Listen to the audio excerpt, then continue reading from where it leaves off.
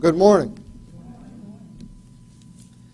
It's a pleasure to be here with you today. I'm thankful that I was invited and I enjoy doing this. I understand there's a connection between Mount Gilead and here because Clint and Heather are now, the minister of youth there, and they're doing a fantastic job. And I met Heather's mother this morning, and pleasure to do that. So there's a connection, and I like those connections when we as sister churches in Christ are building the kingdom together. That's a good thing. Turning your Bibles to Matthew chapter 5. Matthew chapter 5. And I'm going to begin reading in verse 13 through verse 16. Jesus said, "You are the salt of the earth. But if the salt loses its flavor, how shall it be seasoned? It is then good for nothing but to be thrown out and trampled underfoot by men. You are the light of the world. A city that is set on a hill cannot be hidden. Nor do they light a lamp and put it under a basket, but on a lampstand, and it gives light to all who are in the house. Let your light so shine before men that they may see your good works and glorify your Father in heaven."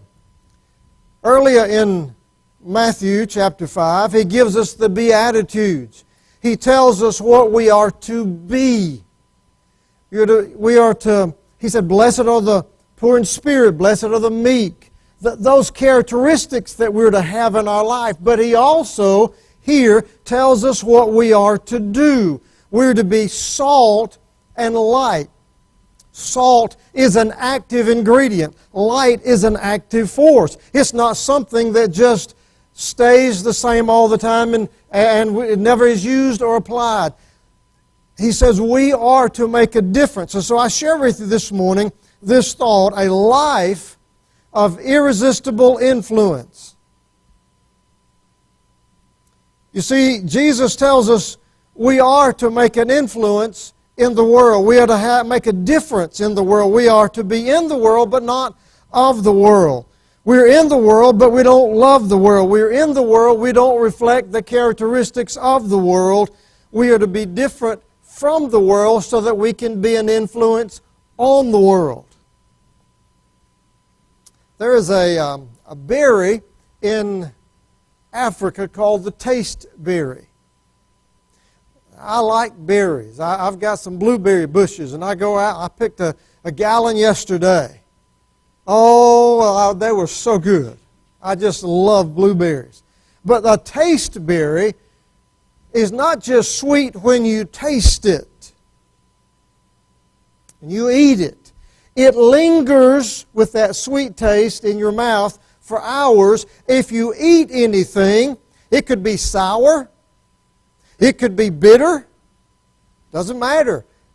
That tasteberry so influences your taste buds so that whatever you eat after that for a couple of hours tastes sweet. Now, wouldn't that be good if you go to some of those places where the food is not all that good?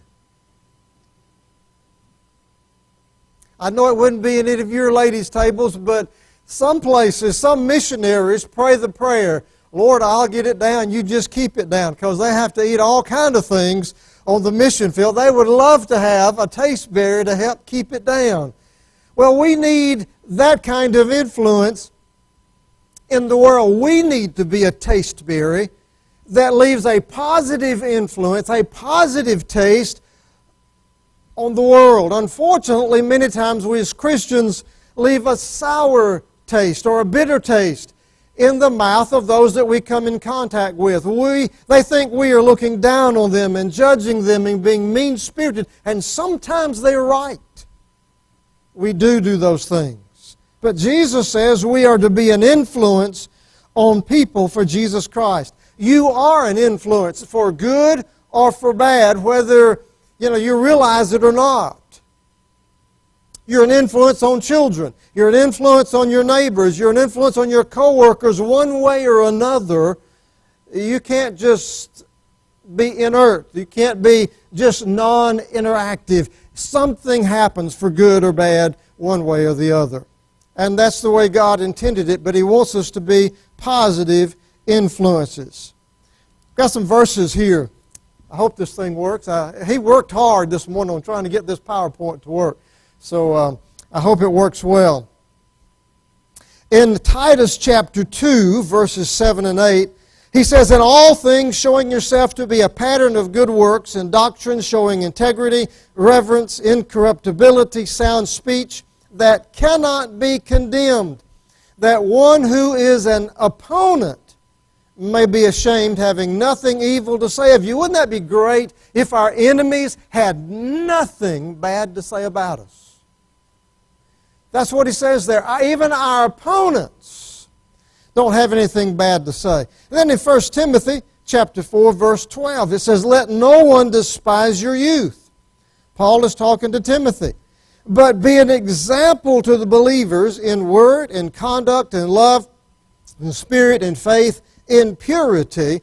He says, whether we're living a life before unbelievers or a life before believers, we have that influence on them. So I want to share with you that life of irresistible influence. What does it look like? 3 characteristics that I share with you this morning. 3 characteristics. The first one is this: a life of irresistible influence is intentional. It's intentional. It takes action. It's a choice that is made. In Esther, there is a verse that is the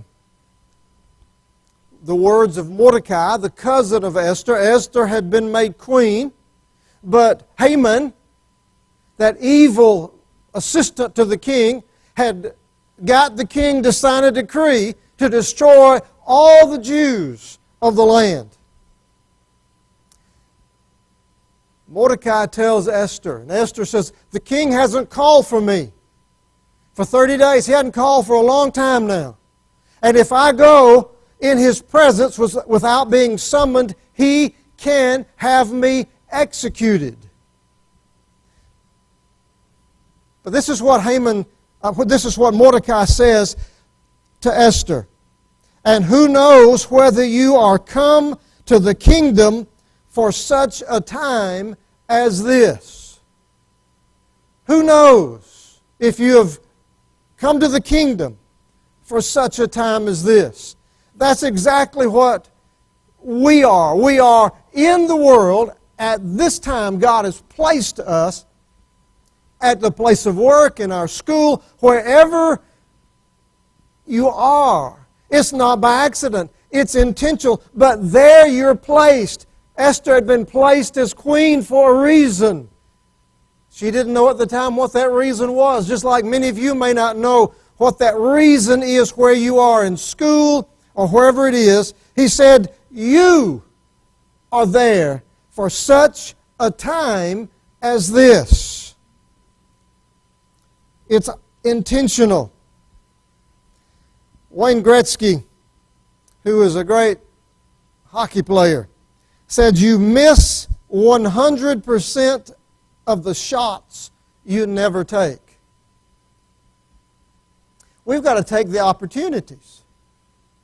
We've got to step out when God gives us the opportunity. What if Esther at that moment had said, "No, I don't think I want to do it"? She would have died. Mordecai would have died. The Jews of the land would have died. A whole different history would have been written. But because she took the opportunity, what a change was made in the land because of that. You've got to take those opportunities. It's intentional. And what Jesus said, you are salt and you're a light. It's this key thought. This key thought, you are what the world needs. You are what the world needs. If you want to click those things, and I don't know if that's what I'm saying. I'm not sure this thing's going to work. It won't work. Okay. You are what the world needs. You are salt. You are light. Salt is a flavoring element. It is an intentional, a preservative that you intentionally apply. I've never seen salt in the salt shaker on the table make your food taste better. You have to take the salt shaker and apply it. I was growing up, my dad raised cows and hogs, and he always chose the coldest day of the year to kill hogs. Some of you may have remember that taking place. Maybe some of you do, but I remember and he built a little fire under one of those big wash tub things out there, those big metal tubs, and I'd have to stir the lard to make the crackling, and you don't make the fire too hot or it burns it. So you have to keep it stirred. But he would kill the coldest day of the year. Then he'd take one of those hams or one of those shoulders, and he'd take salt and he'd rub it in. He'd rub it and rub it and rub it, and he'd apply that salt. Then he would take a tub of salt. He would take it and he'd pack those hams, those shoulders, inside that salt. And the salt, over a period of time, would leach into that. And then one morning, I'd wake up and there'd be this smell permeating through my room. Country ham. Oh, I knew it was going to be good. Now, some of you have already lost the sermon and you started thinking about lunch. I know.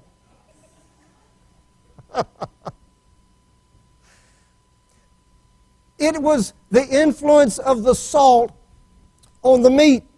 It had to be applied to the meat. It had to be penetrating into the meat to make a difference in it, to flavor, to preserve it. Jesus also said we're light. And when I was a youth pastor many years ago, I did that for a few months and discovered that was not what God called me to do. God called me to be a pastor, but that takes a special skill I think I don't have to be a youth pastor. So I respect all who are called to that. We took that youth group to Mammoth Cave in Kentucky. It's a huge complex of the caves you can wander through. And they take us into one particular spot, and they have some rough-hewn wooden benches there. And you just sit down on it, and they turn out all the lights. It is so dark in there, you can feel the darkness. It is so dark there, it feels like it's almost penetrating your soul. You cannot see anything. You can hold your hand right in front of your face. You cannot see it. If you have one of those watches with the dial on it that glows, you think you're in it shines brightly in that kind of place. We are to be lights in a sin-darkened world. We are to influence the world. A lot of folks in our world think the world's getting better and better, and if we just let them do what the world wants to do, they made the League of Nations, the United Nations, and they made it so there'd be unity and love between all nations of the world, and that has really worked, hasn't it? That's the way man's wisdom works. We've had more war since then than I think before that. We are not getting to be a better and better place. It'd be wonderful if some of these things would happen. The world would be a place of peace and brotherhood, a place where there were no war, no ignorance, where crime and violence was gone and where disease was eradicated. But it is not that way. We are not that kind of world. In fact, we're more like the people at the time of the flood. At the time of the flood, in Genesis chapter 6, verse 5, it says, "Then the Lord saw that the wickedness of man was great in the earth, and that every intent of the thoughts of his heart was only evil continually." Notice he says, their intent of their thoughts was only evil continually. That reminds me of today. You look around, and people, they pull up at a stoplight and they pull out a gun and shoot the people in the car next to them. And you're going, What's going on with that? That's craziness. But their heart is filled with evil continually. I think of Sodom and Gomorrah. The Lord said, the outcry against Sodom and Gomorrah is so great and their sin is so grievous. That's where we are in our world today. The sin is grievous before God. And in fact, I think if God doesn't punish America, He's going to have to apologize to Sodom and Gomorrah. We've gotten really, really bad. It looks like we've gotten smarter and dumber at the same time.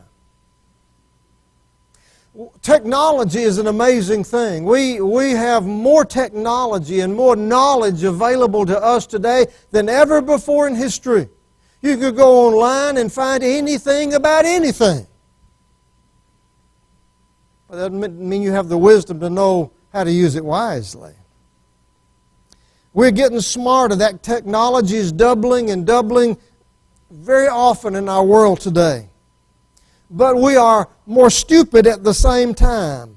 We reject the fact that God could create the world and accept what they consider a fact that maybe a UFO landed on the earth and left its garbage here, and that's how, this bacteria started, and that bacteria, two isms bumped together, became a wasm, and that's how evolution started, and we're here as a result of some UFOs. They never answer the question of where the UFOs come from. How did that start? Where did the Big Bang come from? So we get smarter but more stupid at the same time. We reject the sanctity of marriage and accept homosexuality as an acceptable alternate lifestyle. We protect the snail darter and that little fish and the spotted owl, but we murder our own babies by abortion. We're getting smarter technologically, but we are more stupid at the same time. We are intellectual giants, but moral pygmies. You see, there is a need. We are what the world needs. Salt and light. We, as the church, not this building, but you as the people, to be an influence in the world where you are. Read an article. It was from, saw this December the 28th, 1969 in the Illustrated Weekly of India. And it was titled, What India Owes Christianity. You probably wouldn't see that today because nobody wants to admit that Christianity is anything but evil in the world. We're the problem instead of the solution. But notice what this article said. It says, Christianity had given India 150 colleges, 2,177 high schools, 240 technical schools, 153 teacher training schools, 620 hospitals, 670 dispensaries, 86 leprosy centers, 713 orphanages, 87 homes for the aged, 682 hostels and welfare organizations, 275 churches, 44 agricultural settlements, 27 industrial centers, and several institutions for the blind, the deaf, and the handicapped. And it concludes by saying, what other religious community has done this much for this country? If the world really knew what the influence of Christianity was, they wouldn't be rejecting it, they would be wanting it. But you see, salt in the salt shaker does no good. It's wonderful for you to be here in church, but Jesus didn't intend for us to stay in the building. He intended us, the salt shaker, He intended us to be out influencing the world. He's to shake us out where you work and in the school, wherever you go, or whoever you come in contact with. That's where we permeate, influence society. Well, there's a second characteristic. A life of irresistible influence is not only intentional, it is persistent. It's persistent. Galatians chapter 6, verse 9 says this, "Be not weary in well-doing." Be not weary in well-doing. Sometimes, have you ever noticed we kind of get tired and say, well, I had folks at a church previously to say, well, I put my time in, I'm done. There's no retirement from living the Christian life. There's no retirement from serving God. God said for us to live for Him for all our life. It's a long-term process. Several years ago, there was a commercial on TV that had an easy button. You remember that commercial? You mashed the button and your laundry was already folded. You know, you mashed the button and your grass was automatically cut. You mashed the button and everything that you wanted, the supper was already on the table. You know, everything was just instantaneous. Wouldn't that be wonderful? You mash the easy button and you get whatever you want. It's easy. It's kind of like that late night commercials. You see these pills you can take and you will lose weight instant, just magically fall away. You take this pill and you'll gain these muscles and you just see them rippling underneath this jacket here. They're just, yeah, right. We want it easy. We don't want to have to diet and exercise to lose weight. We want it just to come off. We want things to be easy. We were looking for an easier way. Guys want bigger lawnmowers so they can get out there and get it done and just snap of the fingers. Why are those fast food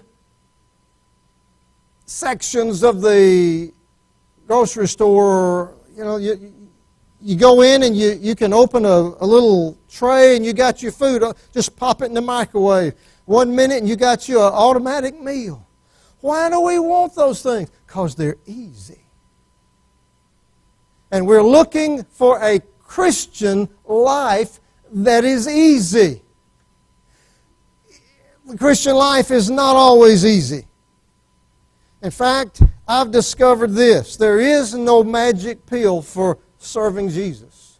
There's no easy way to do it. Helping people is messy. They'll let you down. They'll disappoint you.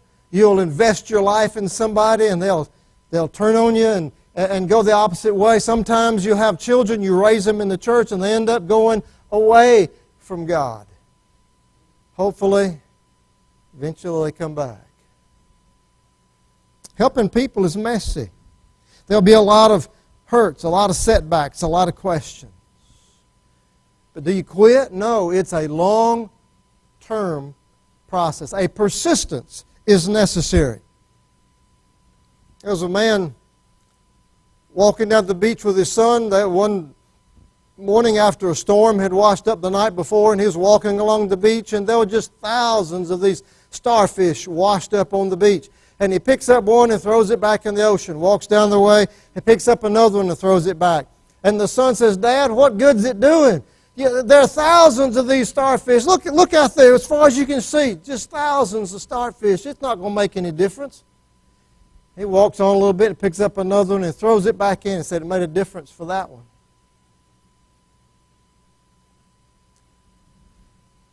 Mother Teresa in Calcutta, India, I don't agree with the theology, but I can't argue with her life of commitment of helping people. She said nobody needs to die on the streets. And see, in India, where the law of karma is the order of the day, where they believe they're where they are because of previous lives and the things they've lived, and they're just getting what they deserve. They don't help anybody.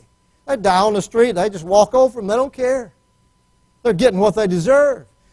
But here's Mother Teresa said they at least deserve to feel loved even at that moment of death and to die in some kind of peace and comfort, and she's provided that for them. She makes a difference for some. There's still people dying in the streets of Calcutta, absolutely, but it makes maybe a difference for this one or that one. You're not going to touch everybody. But you can make a difference for some. If there's one child that is loved, you've made a difference. If there's one marriage that's saved, you've made a difference.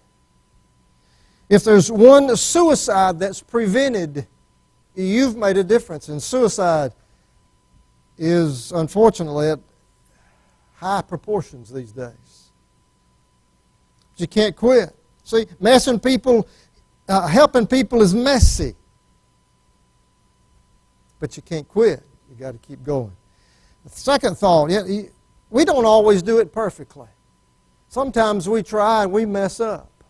Have you ever noticed that we're not perfect?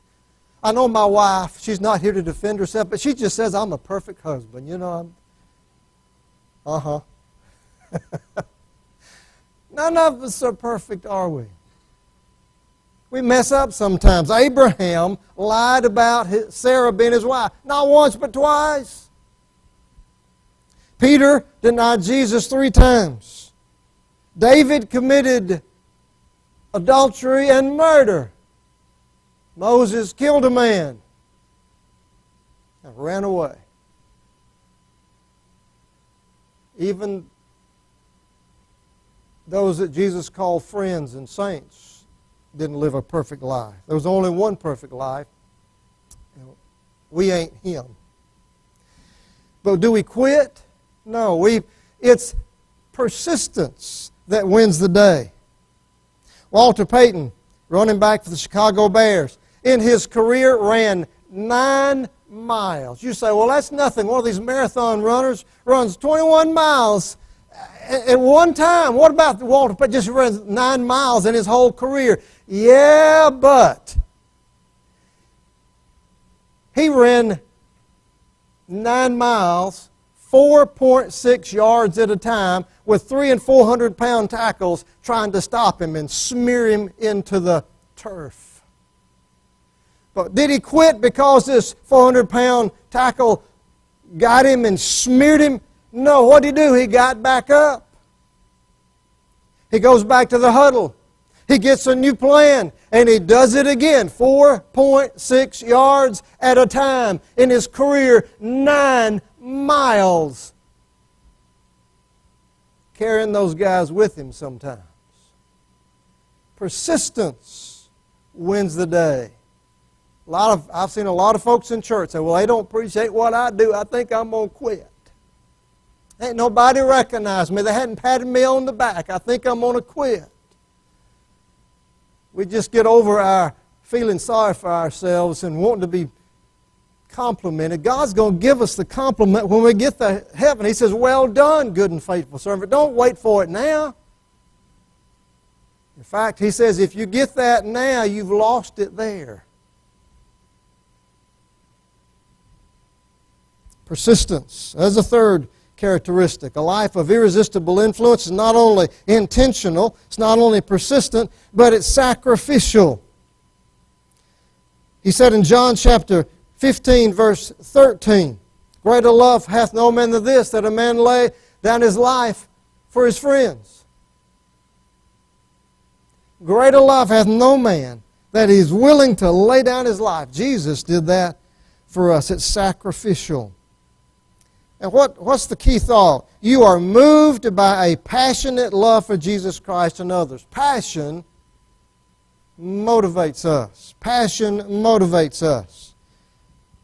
If somebody's passionate about football, you don't have to twist their arm to watch a football game. If somebody's passionate about fishing, you don't have to twist their arm for them to, oh, there's a new fishing lure. I think I'm going to buy that thing and try it out. You don't have to twist their arm to get them to go. You don't have to twist their arm to get them to spend money. They do it. I've known some guys that want to go. They love deer hunting. They get out there, whether it's early. I get up early in the morning before daylight. And it can be snowing, it can be raining, whatever happening, and they're going to go out there. That's better because, they like it like that. They get up there on that stand and they shiver for hours waiting on that deer to come by. But one Sunday morning, it's just a little rainy. Oh, I can't go to church this morning. It's raining. Can't go to church. It must have snowed a little bit. See, what you're passionate about, you're going to do.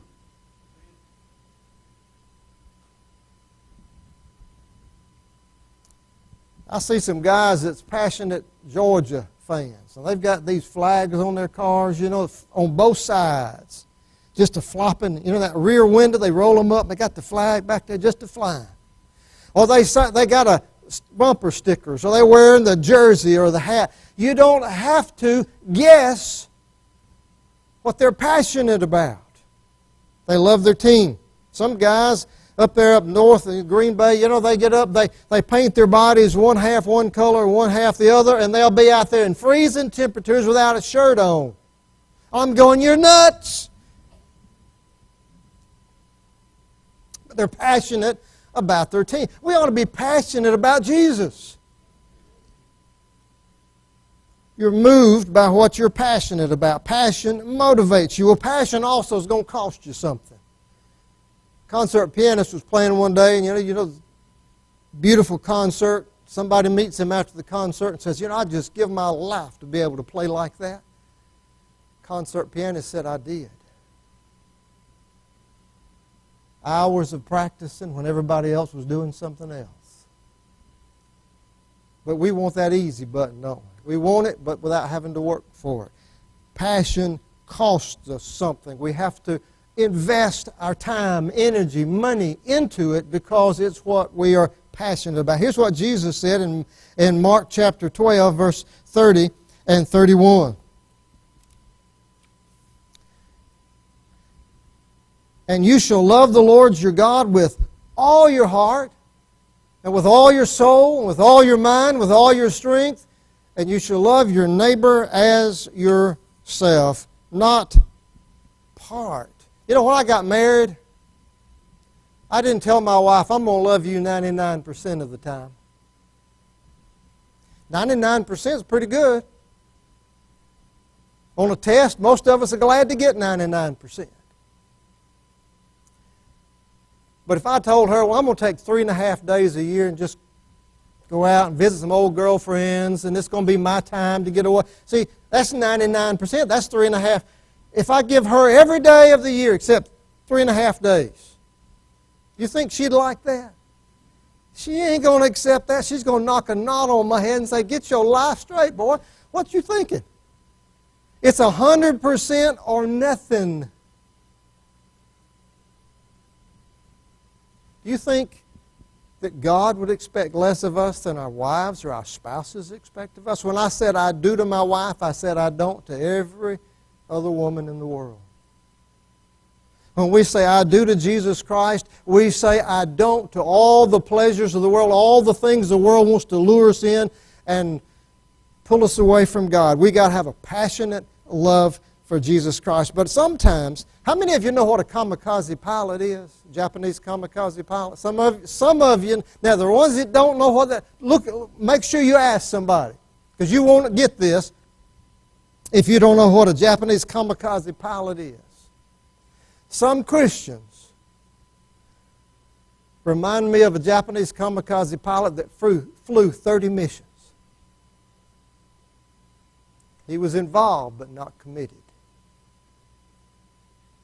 Kamikaze pilot was supposed to crash his airplane into a ship to destroy it on the first flight. We got an influence. Let me share and I'll be finished this. Thomas Hooker lived between 1553 and 1647. And he persuaded a man by the name of John Eliot to invest his life for God. John Eliot became a missionary to the Massachusetts Indians, and he translated the Bible, made a grammar for them, and he preached among them until he died. That particular Indian grammar that he made fell into the hands of a young man by the name of David Brainerd. David Brainerd said, influenced by that, said, I need to give my life reaching the Indians for Jesus Christ. And he dedicated his life, and it was a short life, to Jesus Christ among the Indians. His life influenced Jonathan Edwards to write a biography of his life. I've got a copy of that in my library. the life of David Brainerd.